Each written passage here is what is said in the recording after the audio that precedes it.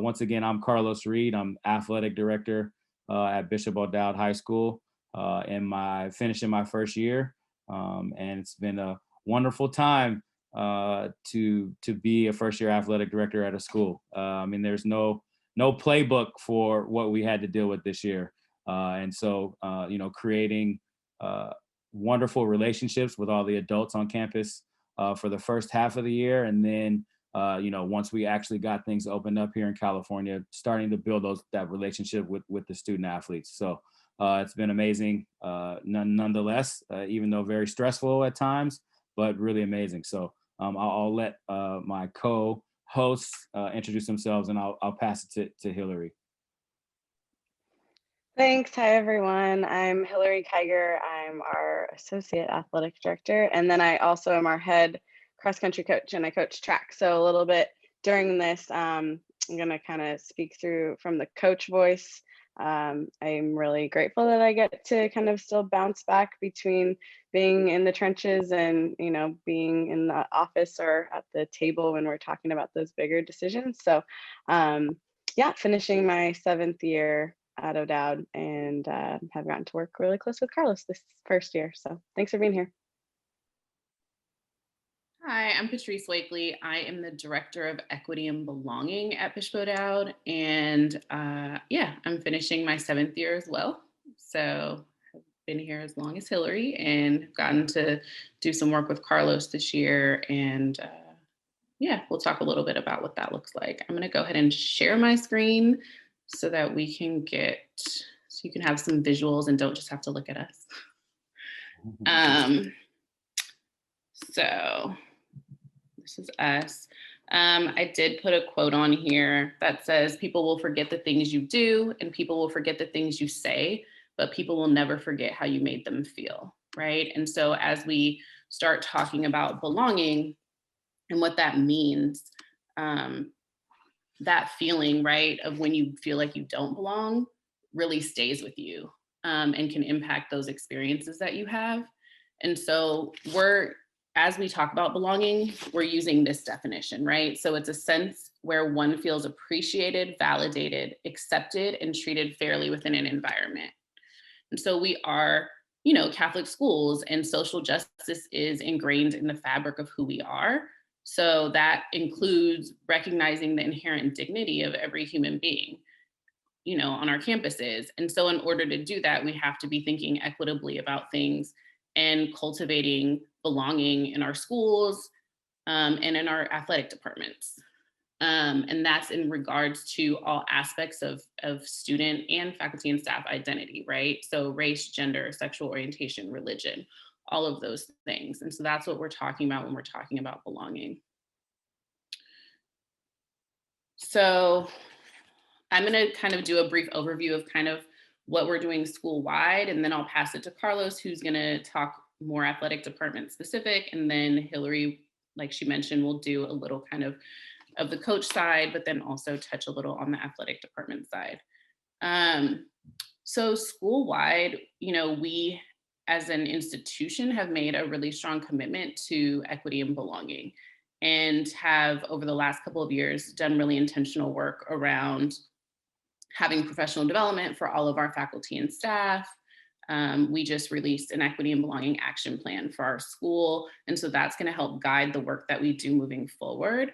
And so thinking about our professional learning communities that we started this year, we wanted to make sure that that touched on every aspect of campus, right? So not just in the classroom, but also in co-curriculars and our development departments and admissions, and all of those folks are coming with this same lens of like understanding what we mean when we say equity and belonging.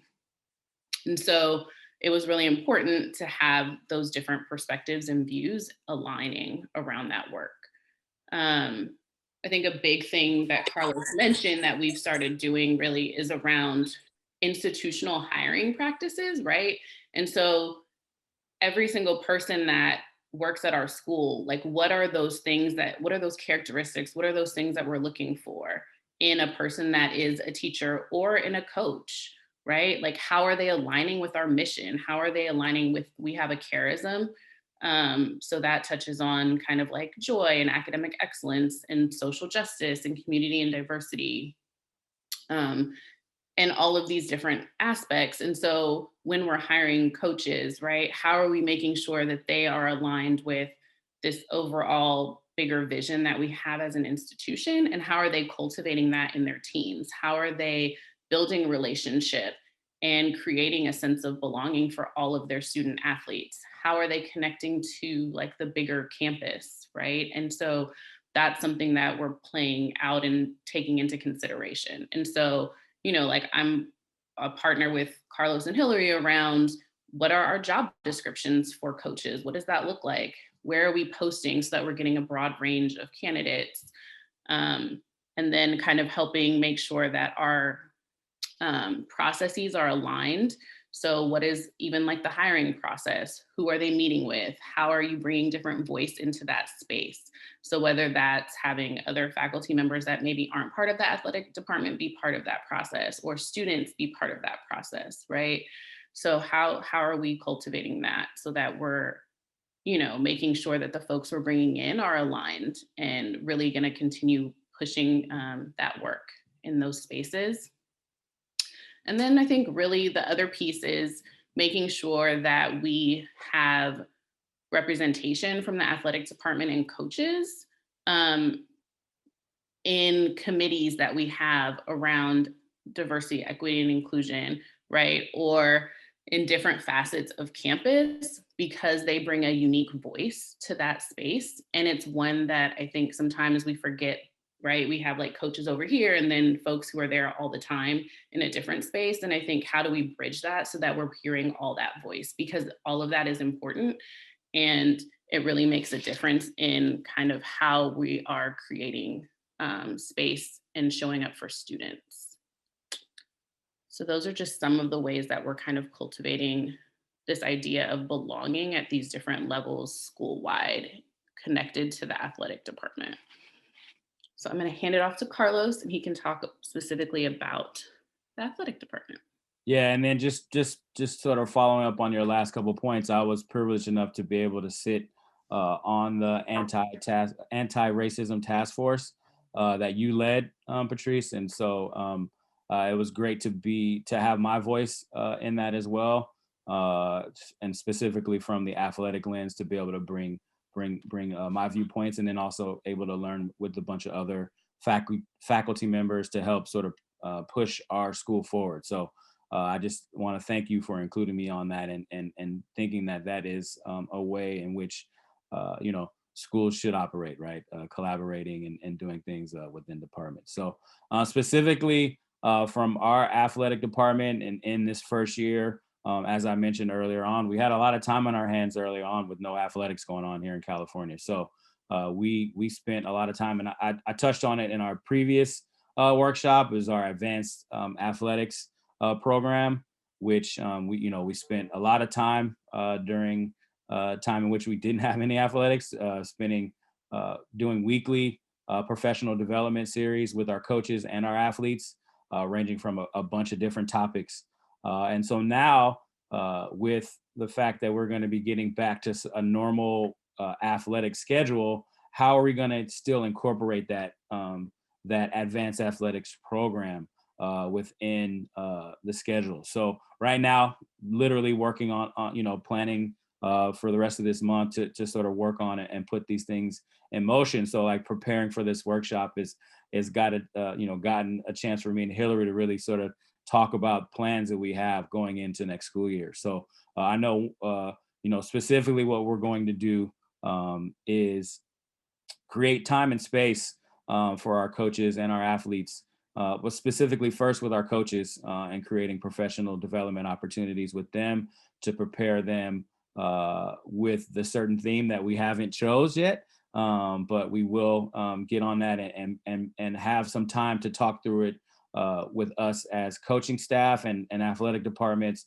to prepare them and give them tools to lead their teams this next school year, and specifically carving out professional development time for us to dive in on topics to give them the comfortableness to be able to sort of help lead the discussions with their teams. And so, and then how is that going to show up with their teams? Well, we're going to, obviously have coaches incorporate whatever we choose to go through within their team, but they're also going to actually have space and time devoted to that. So we're going to not have a practice. We're going to devote time for in these specific topics that they can have some focused time to be able to do it. As coaches, there's a bunch of things that we always want to do, and we necessarily don't always have the time to do it. And so we want to be deliberate and creating and carving out time already in the season, so that there is no oh, we didn't do this thing that my athletic director asked us to do, and we got to do it in this last week before the season. No, it's going to be a part of our program. It's going to be ingrained, and I'm really, really excited to be able to lead this charge. And obviously there's going to be some bumps in the road, starting a program from scratch and incorporating it. But I think what I've learned so far this year, and our ability to pivot and do different things this year, and hopefully we don't have to use the word pivot too much going from here. But we did use it a lot, and we actually did. I mean, teams, didn't have their schedules the way in which they were laid out. Like there were things to change. Coaches had to change the way in which they coach. They had less time on a court or on a field because there just wasn't space and time for that. So going forward, we are going to deliberately put in space and time for us to answer these questions and think about how are we building this sense of belonging within our athletic space. How are we making sure that every single student athlete has a voice and is heard and it is comfortable with expressing that voice. So we will take that time out, and I think Hilary has some specific examples that she uses with her team, and also she's also created a class that's going to meet, so she can talk about that as well too. So I will pass it on to Hilary. Yeah, thanks. Well, I think it's always also just important to name, some of the challenges that we maybe already have when it comes to making sure that, we have all of us have a lot of coaches that aren't necessarily faculty or staff on campus. So it is already a challenge to have someone who is definitely a part of our community and a really important part of our community, but only spending physical time on campus when they're at practice. So like, how do they understand, what the school values are if they're not a part of those like staff meetings? And I think that's where this year we were really able with COVID to spend some time thinking about like, how are we able to bring that understanding to our coaches, knowing that they might be a full-time accountant and then coming, and they might never even see a lot of teachers because they don't get the gym time until 5 p.m. or whatever. So seeing us as sort of their coaches in a sense to understand like what their role is and how they fit into the whole school community and some of our long-term goals around social justice, awareness and bringing that onto our teams and onto our campuses. And then I think the other thing is that sometimes, like we, as much as we are not always just looking for a body, sometimes you need a body at the last minute. Like that happened to us going into softball season. All of a sudden, 2 weeks before softball started, like we didn't have a softball coach. So of course you need someone who has the experience. I mean, sometimes, we might not feel like we can pick the person who feels really capable and empowered to have conversations about race with the softball team when we're like, we literally need a softball coach next week, right? So looking at our role from that different lens of like, how do we help them grow in those areas and understanding that they might not come with those skills already. So that was kind of just a bigger picture view of it.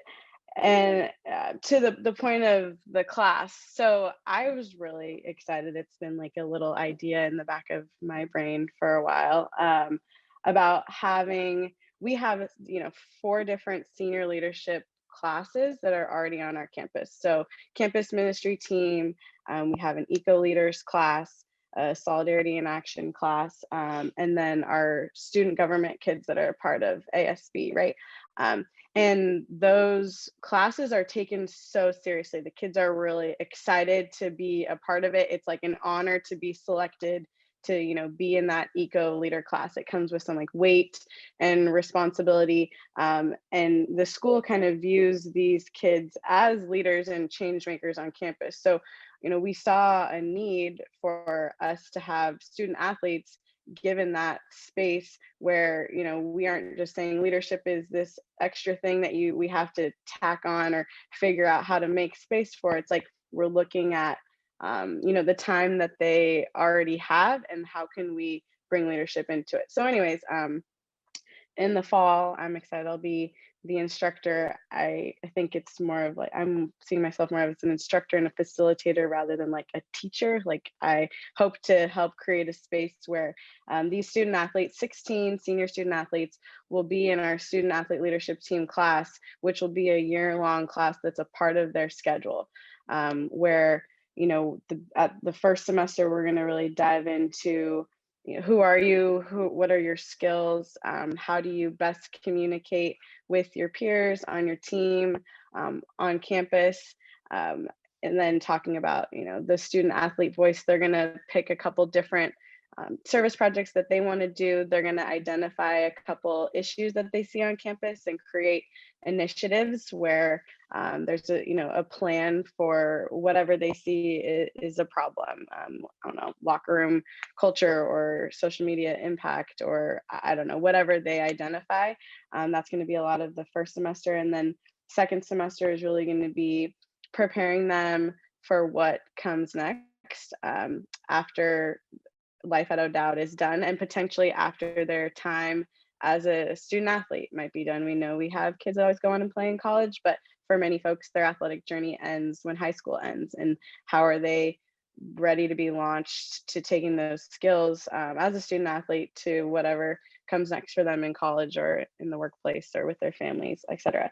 So that's kind of a little overview of what that class will be about that I'm really excited for. But I think as it relates to this conversation is creating that sense of belonging and giving them that voice. We really tried to make sure that the 16 student athletes that are in this class are representative of different sports, boys and girls, people with really different experiences and backgrounds, and not looking necessarily to the adults to have the answers for what we need to do in terms of change on our campus, like giving the kids that space to speak and be empowered with, you know, identifying issues and problems and really like uplifting their experiences. So it's kind of a lot of words, but those are some new things that we're excited about.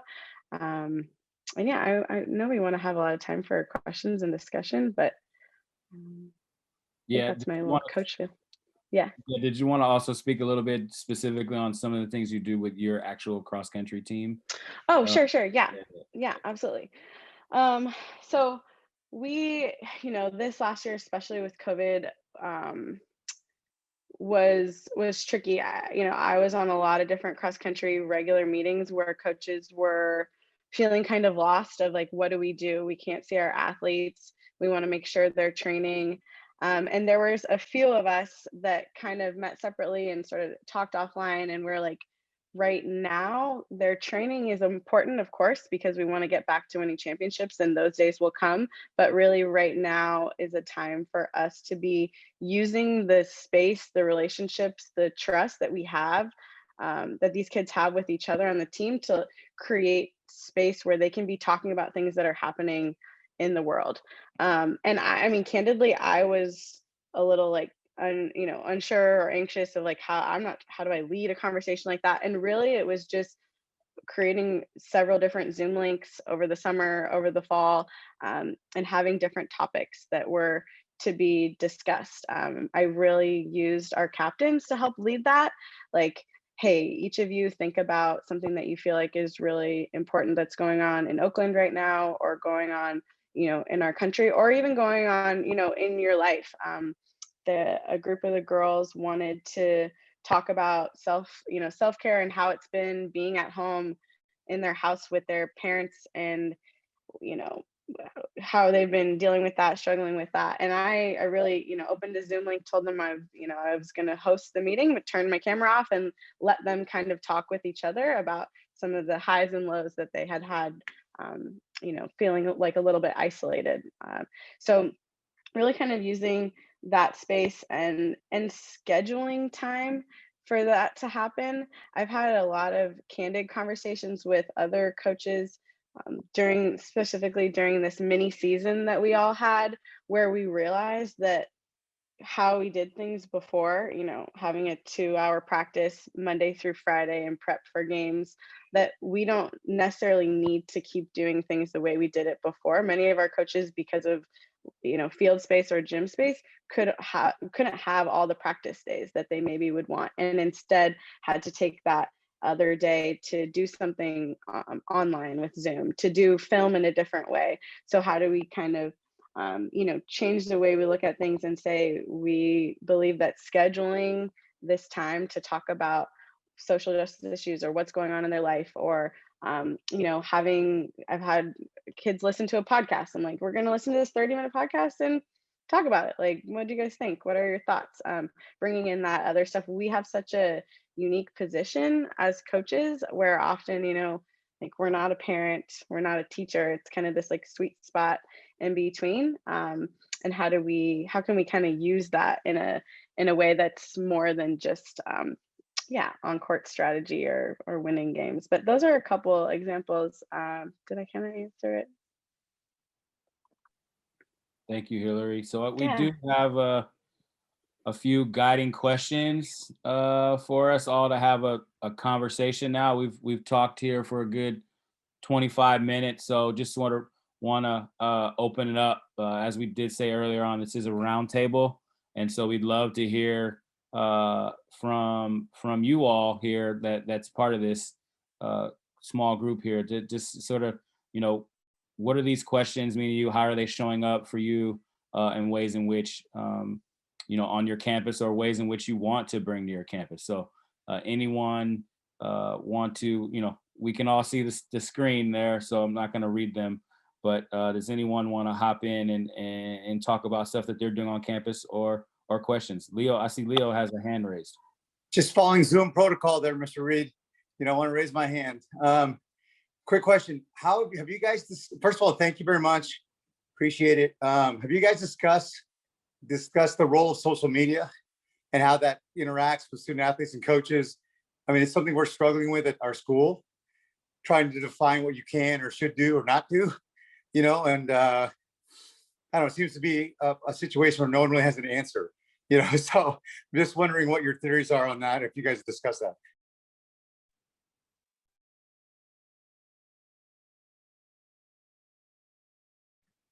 I can go.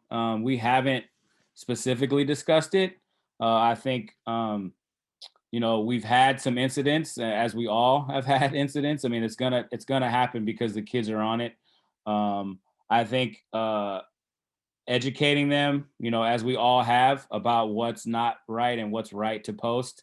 But I think more importantly, like, after a student athlete makes a mistake, it's talking them through why in which it was completely wrong, and having them see, like, this can follow you throughout here. And it also not only sheds bad light on yourself, but also on our school, on our on our athletic program. So I think you're right. I don't think there is one specific way, Leo, to sort of attack it. And I think part of these conversations that we are going to have will incorporate, obviously awareness, but it's also about, like, okay, you made this mistake, so now, how do you grow from this? Where do we go from here? How do we turn this into a learning lesson?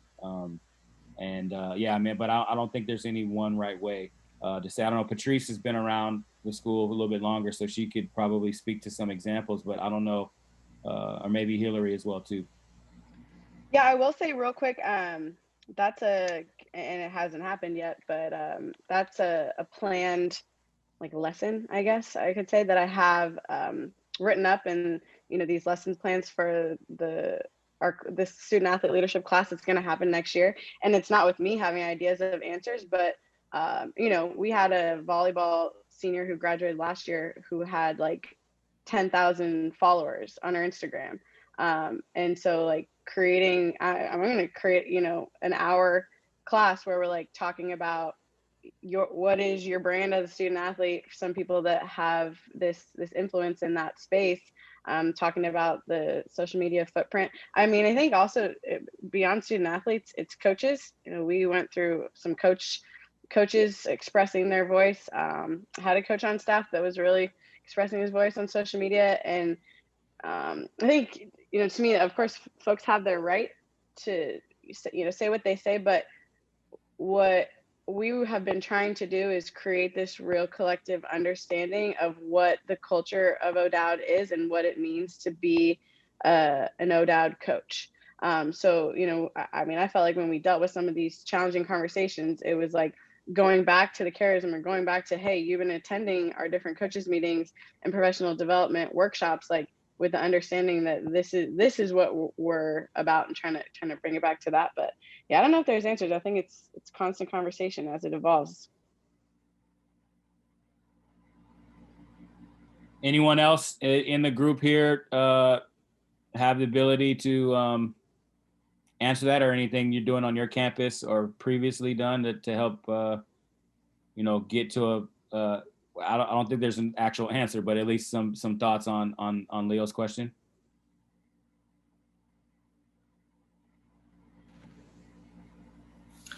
Hi, everybody. Can everybody hear me? I haven't got a chance to present that subject to my coaches, but it's been one of an idea that I've been wanting to do, and hopefully I could start to implement that, or just having a discussion with that over the summer. But an idea just came to my mind was to follow up to part of the discussion, reach out to former student athletes who have gone on for the chance to play at the collegiate level, and have them speak to them about their journey and explain them how their experience has gone with social media, and like the do's and don'ts, and what they have learned at the college level, so they could share with others for our school communities. That's one aspect I definitely want to reach out to our former athletes.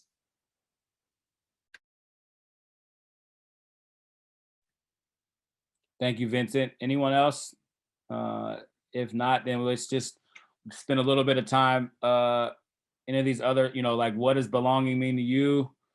I would say for our second question, I actually have an example.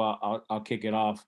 What are ways that we can provide student athletes with a sense of belonging? So on our campus, our footprint is very small. And so field space is at a premium. And for, 16, 18 years, our softball team has been off campus. They've played about 30 minutes from campus. And they've had their own field that they've used, but they've, been off campus. Whereas the baseball team has a field right there. As soon as you drive up to school, you see it.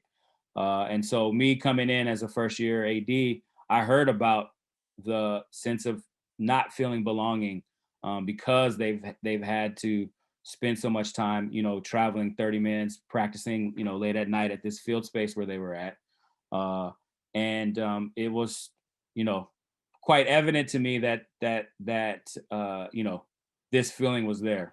And, I don't think that taking all the credit for it is what I'm going to do. But, we got put in a situation where no fields are being rented. And the softball team really had no space to be other than on campus. And so working with our grounds crew and athletic department, we created a softball field right in our baseball field. So, we cut the lines and cut the grass to the point where we could play, both of those teams could use that facility to have their seasons, which we had, it had to happen.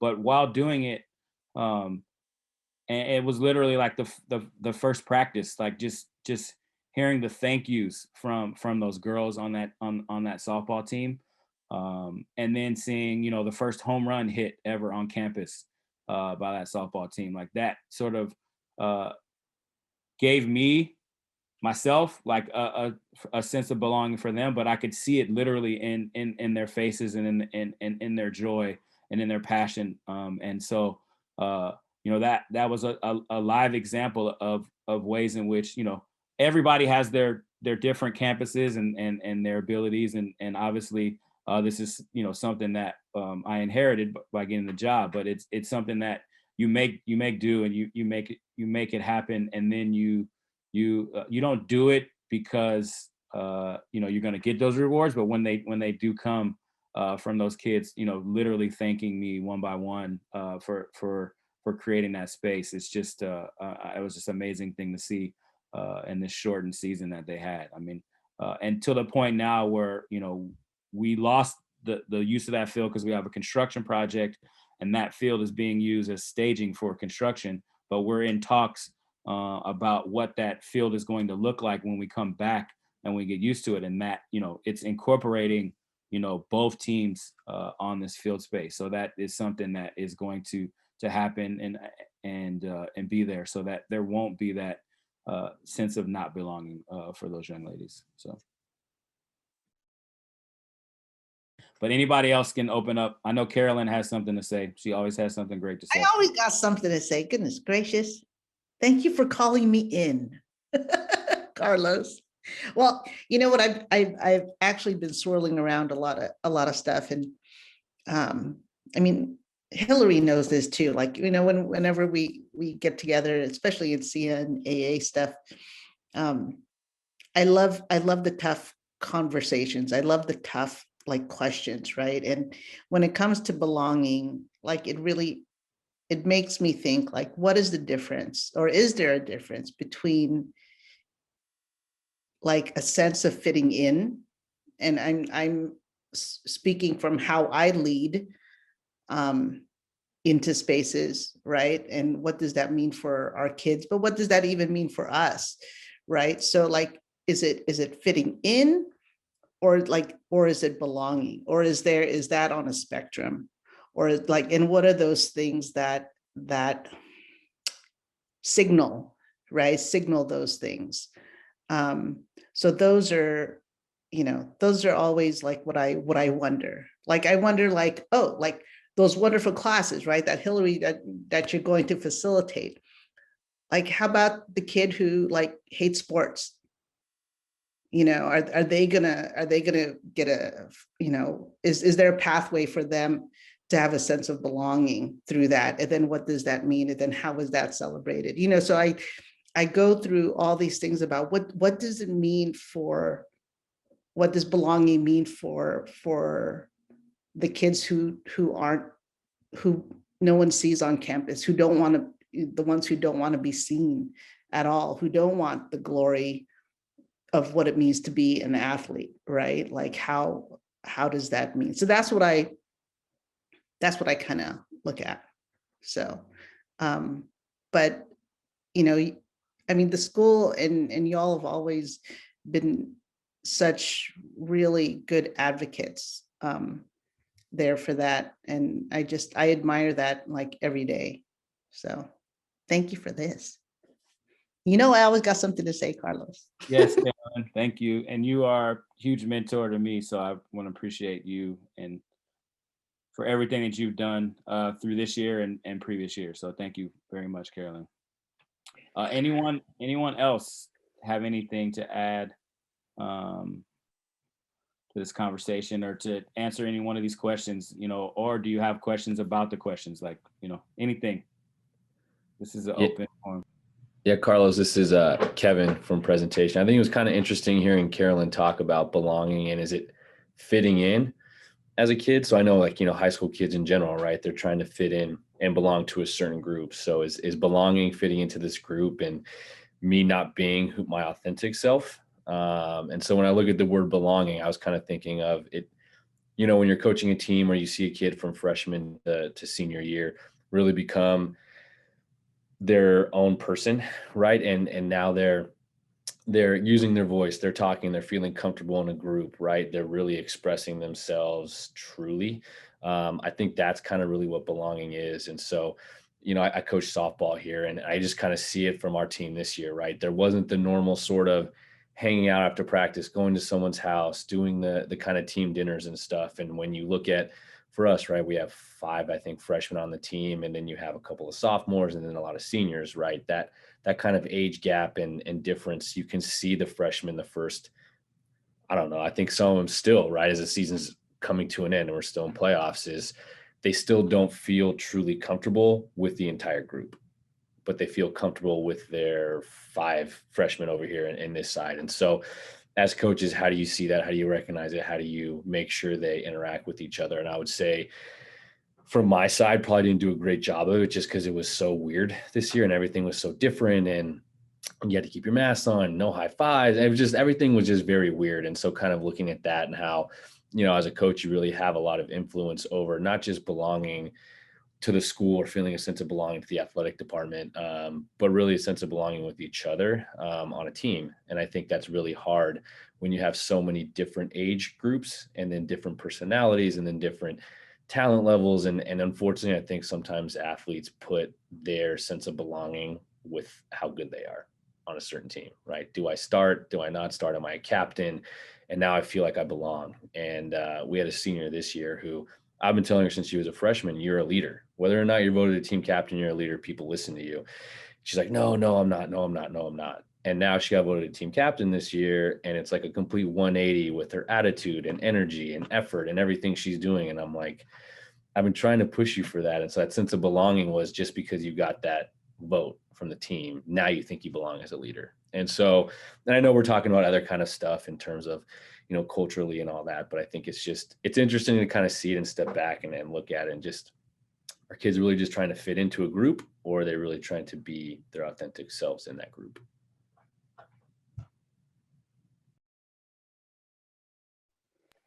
Thank you. For Yeah, sharing. I was just kind of thinking, as Carolyn and Kevin both were sharing, that in our world and in our communities, there's so many opportunities for people to either put on this like us versus them mentality. Obviously, we saw it with politics over the last several years. We saw it during COVID. I know multiple times, like before, it shows up in vaccination conversations, or even, before we got to that point, like I'm having to look at this person and make a quick judgment of if I feel like they're making safe COVID choices in their life to hang out with them. And it's like, it just shows up in so many different places. So like, how do we create this space on our team where there's that safety? Like to your point, Kevin, like someone's going to be their authentic self if they feel like safe and not judged. Like, so how do we do that as coaches? How do we have those conversations with our senior leaders that, every freshman looks up to? Like, they're going to look up to the senior all the time. How is that person creating a welcoming, safe space? When part of being a teenager is figuring out, like, am I trying to be like them or them, right? But I just some things that came to mind.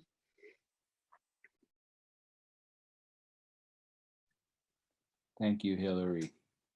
Anyone else want to share anything?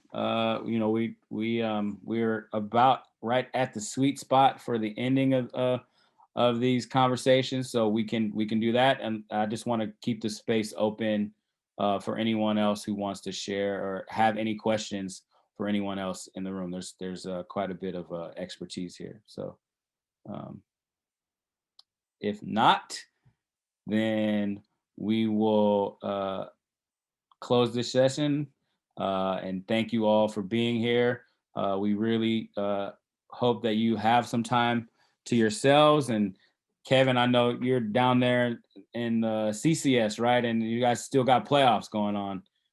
You might be going till the end of June, right? Or like close to the end, like if you make it all the way, right? Track finals are June 19th. Yeah. Whew. God bless you all down there in the central section. Us here in the North Coast section, we are done. And so, but hopefully you will take time once you're, finishing up and get some reboot so we can come back in and do this strongly again next year. So thank you for being here. I want to thank specifically my co-hosts, Hilary and Patrice, for jumping in and to save me here. No, but it's just a joy to work with both of you. And I look forward to doing more. So thank you all for being here.